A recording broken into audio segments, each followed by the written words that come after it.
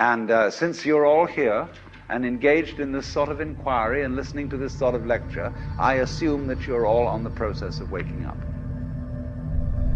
Or else you're teasing yourselves with some kind of flirtation with waking up. I am your father. I'm Batman. I'm Spartacus! Bond. James Bond. Hello. My name is Inigo Montoya. You killed my father. Prepare to die. Goonies never say die! You're killing me, Smalls! I see dead people. That the power of Christ compels you! It's alive! It's alive! It's alive! Life was like a box of chocolates. You never know what you're gonna get. Hello, and welcome to the Cinephellas Podcast. That's right, Cinephellas, the only place where I don't have to sit here and eat dessert alone because I'm not Steven Glansberg. For the Cinephellas Podcast, I'm Nile Fortner. On this episode of the Cinephellas Podcast, we have award-winning Fort Lauderdale filmmaker, CEO of FNOProductions, director and documentary developer, Roosevelt Merisier. He has been and continues to be a part of the South Florida film community with his films and bring the community together and to inspire through his creative projects. On this episode of the Cinephellas Podcast, Roosevelt discusses with me making a film during the 2020 quarantine, working in South Florida, winning his award, working at comedy clubs, and a lot more on this episode of the Cinephellas Podcast. So, if that sounds interesting to you, then let's get into this.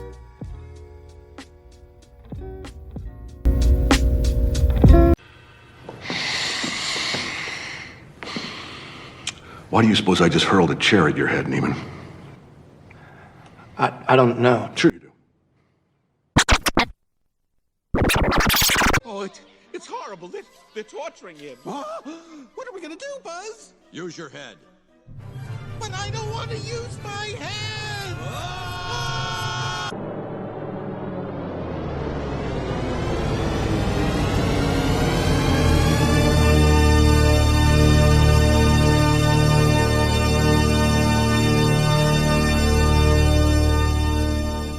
Hi Roosevelt, this is Nile Fortner. How are you? Hey, how you doing, brother? I'm doing good. I'm actually glad I get to speak with you. No problem. I was waiting on your call. Yeah, so yesterday you told me that you were going to an event tomorrow. So what was that all about? My event tomorrow is it's called FNO Soul Session Nights. Yeah, so it's a platform for poets, musicians, bands, live art, things like that. So I had the show FNO Comedy and Soul Nights. It was comedy and poetry and everything else in one, but I separated two things. Now it's just like a comedy night because Fort Lauderdale doesn't have the improv anymore. So my goal is to make Showtime Comedy the improv of Fort Lauderdale. That sounds cool to me, actually. Yeah, I would love to go to something like that. Of course. I have a show next week, actually, on the 14th. Mm-hmm. I have my comedy show on the 14th, and I have the Soul Session show tomorrow night. All right, nice. So you can come by if you're free, bro. Definitely. You don't have to pay. Definitely come in and enjoy the show. All right, cool, and I'll spread the word about it. Okay, perfect. All right, so, and at what time and age in your life did, filmmaking become a career path for you?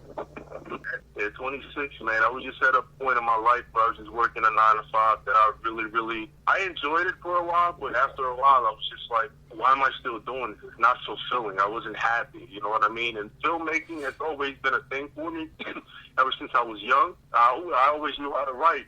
So, and I just sat on my talents for so many years. Like, I used to score the highest on FCAT writing and things like that, and I just never really took the time to pursue it because I was working a 9 to 5 job that really kept me busy, so I forgot about my dream. And then, I just woke up at the age of 26, man. I just had to make something happen. I went to bed one time, and then, I couldn't go to sleep, and something told me just grab a pen and a pad, and I wrote my first short film, and that went viral. things started happening for me after that. All right, cool. And what job did you work before your filmmaking career? I do real estate law. It's real estate foreclosure. So I used to foreclose homes like that. So. And which films and like filmmakers inspired you the most? Spike Lee, John Singleton, Michael Bay, F. Gary Gray, Bernie Mac. Even though he wasn't a filmmaker, he was an actor. Bernie Mac is the reason for a lot of things in my life when it comes to my comedy show, when it comes to film. Yeah, so those guys were a big factor in my life. You're naming all the legends, dude. I love yeah, man. Spike Lee. Bernie Mac is a legend, man. But yeah, the Bernie Mac show. You mentioned Spike Lee. Did you see his Netflix movie, The Five Bloods? That was a good one. Oh yeah, of course, man. Yeah. Of course, Chadwick Boseman was amazing in that movie, man. Rest in peace, Chad, man. He was amazing. Oh, absolutely. And Bernie Mac is amazing too. The Bernie Mac show, The Kings of Comedy. God. Yeah. Yeah, I love Bernie Mac in the Ocean series, man. It's amazing. I know you own a production company called FNOProductions, so may you just tell me a little bit more about FNOProductions, such as where you're located, the steps you took in order to get this business going, and the purpose behind this production company. My production company is actually, my LLC became official while I was still working. I became official at about 2017, February of 2017. I became an official company. But before that, I was still using the name and still bringing business in. And the purpose behind the company, man, is to provide a platform for up-and-coming actors and filmmakers in the community, because I do a lot of film festivals. Before COVID, I was doing a lot of film festivals. I have local filmmakers, send their films, things like that, and I show it on the big screen and stuff like that. And at the end of the night, I show a film that I've been working on. And these are always like sold-out events. So everything about my production company, man, is just community, man. I just like to bring the community together. Sometimes people fly out from different states to come down to the film festivals, stuff like that. So it's just like a community thing. Like, my slogan is active in the community. I just love my community so much. I was raised here, so I just want to keep bringing great things here, and that'll inspire people and put people in a different realm so they have access to be able to do those creative things. But what steps did you take in order to get this business going? Like, did you have any funding or support from family? Or from the job that I was working at, I had saved a lot of money, and then from there I was able to quit my job. I actually called a meeting with my manager, my supervisor. It was just like, thank you guys so much for everything that you guys have taught me. I truly appreciate everything, but I found my dream, I found my passion, and I'm going to pursue that. And I resigned. And it was something that everybody thought was a real stupid idea, but I knew where I was going, I knew where my career was headed, and I just made it happen. So, and I had money saved, so I was okay with taking that risk. All right, yeah, definitely. And how many people would you say come to you for FNOProductions? Like, how many people have you seen so far throughout the years? A lot of people. I shoot a lot of weddings. I shoot a lot of commercials. I mean, man, I've worked with over 100 plus people when it comes to like musicians. I shoot music videos, shoot weddings. Like I said, I shoot commercials. I shoot feature films, trailers. I do it all. So I worked with over 100 plus people thus far in my career. And have you traveled to other places to do it, or are you just Yeah. Okay. Yeah, I actually traveled to Philadelphia a lot. I found like a lot of friends. I made a lot of friends out of Philadelphia. My girlfriend's from Philadelphia. And when I started going to Philadelphia, I started networking with a lot of people, and they started finding out about things that I do. And and I just shot a documentary during the quarantine in Philadelphia. I took me and my crew. We rented out a van. Documentary on my mentor. That's the way he unfortunately got killed by someone that was close to him. Mm-hmm. He was a big figure in the community. He was building which is nursing homes. He was helping out the poor. He was taking families out grocery shopping, putting families in homes. He was doing so much for everybody. And he got killed by someone that was close to him. So when I went to his funeral, I wasn't happy with the world not knowing about who he was. So we made it happen. I'm sorry to hear that. Because he was a big part of my life, man. He made a lot of things happen. He gave me a lot of advice, taught me a lot. And it's just a big blow to lose somebody like that. Yeah. And, it hurts daily, but it's something that I just can't get over, but something I will have to learn to live with. Yeah, I know what you mean. And would you say that documentary is, I guess, the most proud moment of your career so far, getting that made? Yeah, getting that made, and before, because I'm primarily a documentary filmmaker. I shoot a lot of documentary films for like local, like talented like sports kids as well, for like top prospects in the community. So because I used to play ball back in the day, so when I see like the two super talented kids, man, I have the equipment and the team to make these things happen for these kids. Like, why not? You know, so because every time like I'm showing the stories, man, of these kids and what they go through and how they get the level that they're at, and you know, and kids that I've done a documentary on, they've been accepted D1 schools, big D1 programs. So that's my goal with those kind of documentaries. And a documentary that I did about a soccer kid in Weston, he passed away. It was an extremely spiritual story. A really big one for me. The one that I shot in Philadelphia, it's a big one. For me, it's actually the biggest budget that I ever got to shoot a documentary, and a very special one. But the soccer one, I won many awards for that one.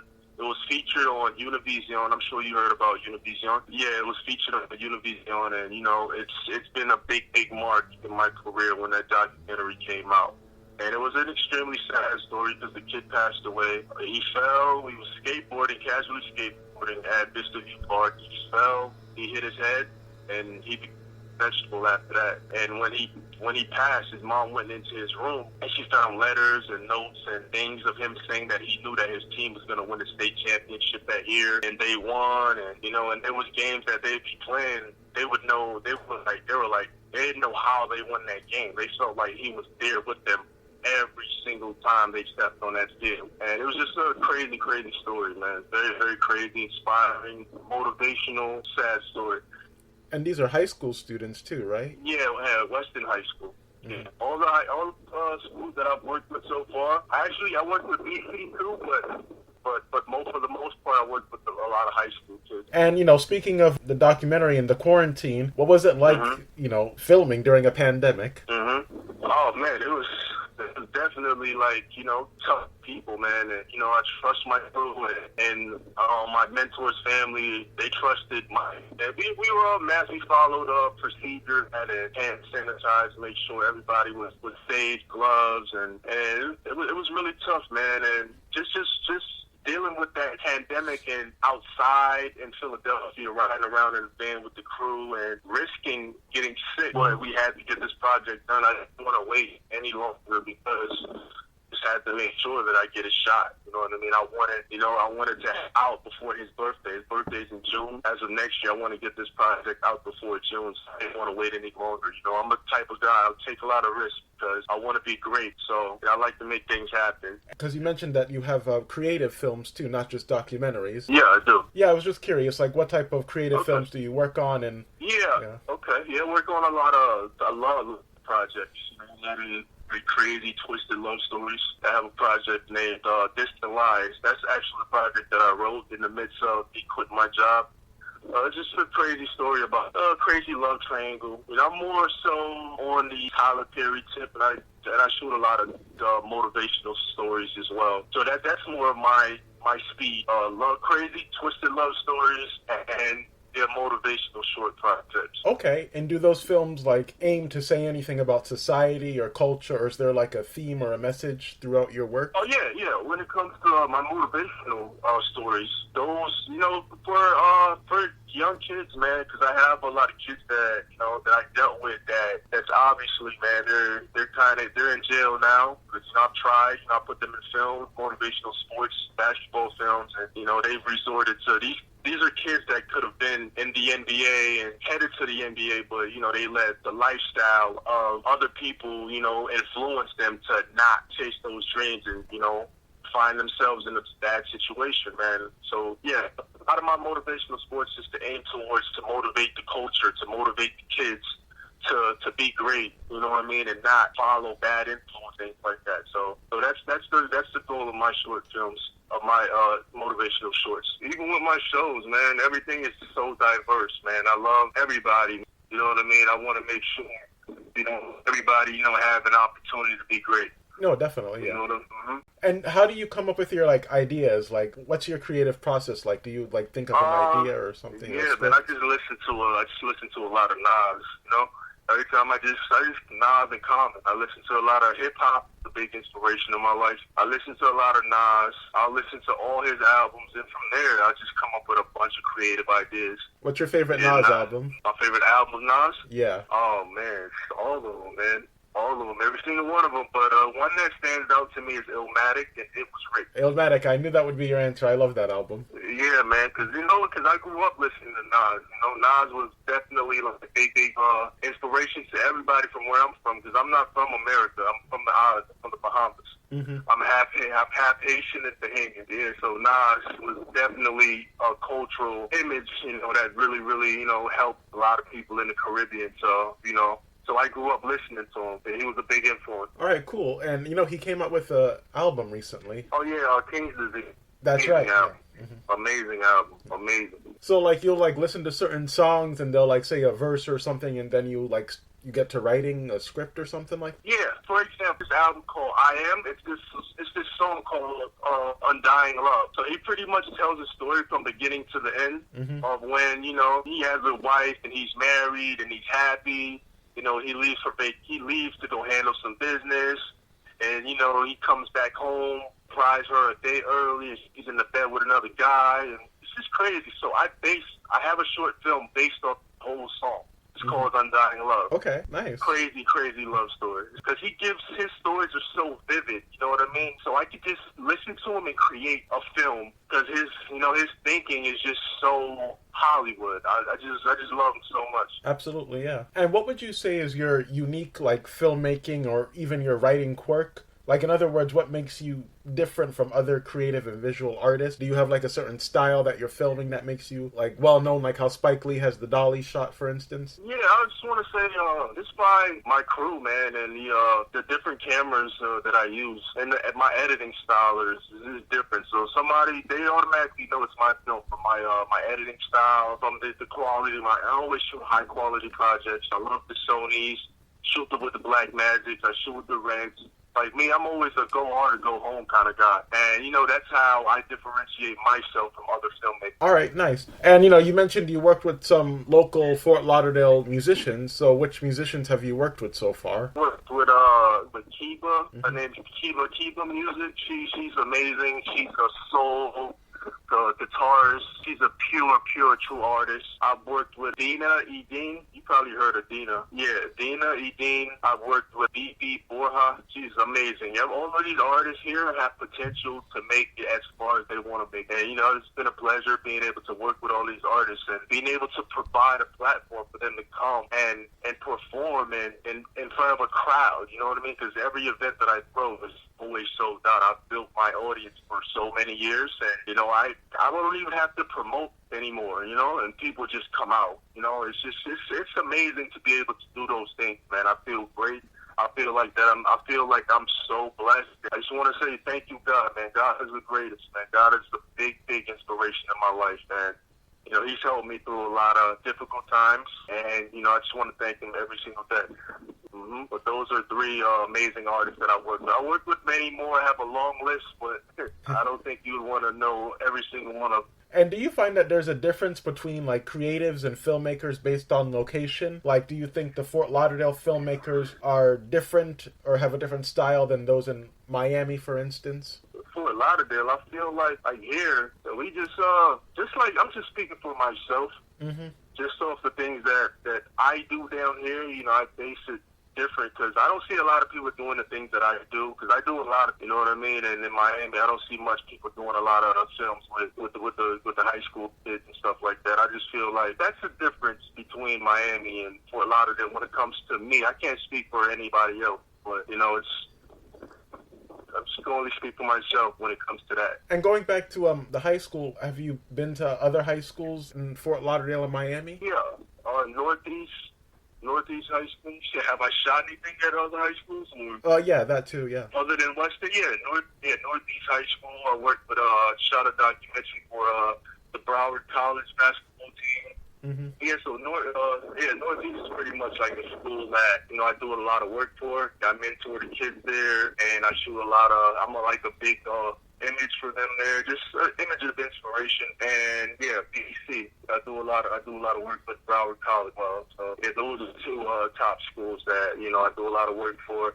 And Miami, WNBA star called Erica Wheeler. She's actually from Miami, and she plays for the Indiana Fever. She's a really, really dope individual. She does like a camp for the kids every single year. Every year she does a camp. She hasn't done it this year because of the COVID situation, but she does a camp every year, and every time that she does that camp, I help her out, and I go shoot it and things like that. So she has something to show for that day, what she's doing with the kids. And that's in Miami. Her event's always in Miami, because she's from Miami. She's from the hood of Liberty City. So yeah, she went through a lot, past when she made it to the WNBA, and she went through a lot, man. And her mom's definitely shining that light on her now, because she's able to be in position to take care of a lot of people now. So it's a blessing. Absolutely. So I help her out whenever I can. So that's another thing that I do. And you've also mentioned you've won some awards. So what awards did you win, and what was the atmosphere like of a film festival? Oh man, so Hollywood, Florida Film Festival, amazing, one of the big film festivals here. I won Best Documentary for Take It to the Max. That's the soccer project that I told you about. I won awards for in Atlanta for my documentary called Swag Check. I did a documentary on the 2017-2018 Northeast High School basketball team, and I won best short documentary award for that one. I won at the Miami Independent Film Festival. I won a short film, Distant Lies, and what else? Miami Film Fest. I won another short film film award for Protect the Rock, which is actually a short motivational basketball project. What else? There's so many, man. I can't name them all. I won an award out in California for my short film, Distant Lies. But that was like an online short film festival. So California. No, that's a lot of awards, though, just from what you're saying now. Yeah, but I definitely won over like 10 plus awards. All right. When it comes to like being to across the United States. And I actually there's a platform overseas that has one of my basketball projects on it. I think it's based out of like France. Yeah, so they have like a platform, in France. So it's like a Netflix, but it's like a France Netflix. So they have a couple of my films on there. And I know we talked about the comedy clubs too a little earlier. So have you worked with any like comedians that are well known or famous? Oh yeah, I work with Kyle Grooms. He's really, really big. He's been featured on he's been on the Chappelle Show a few times. I've worked with Gene Harding. Gene Harding is an amazing comedian. He's worked with Gary Owen. He opens for Gary Owen sometimes.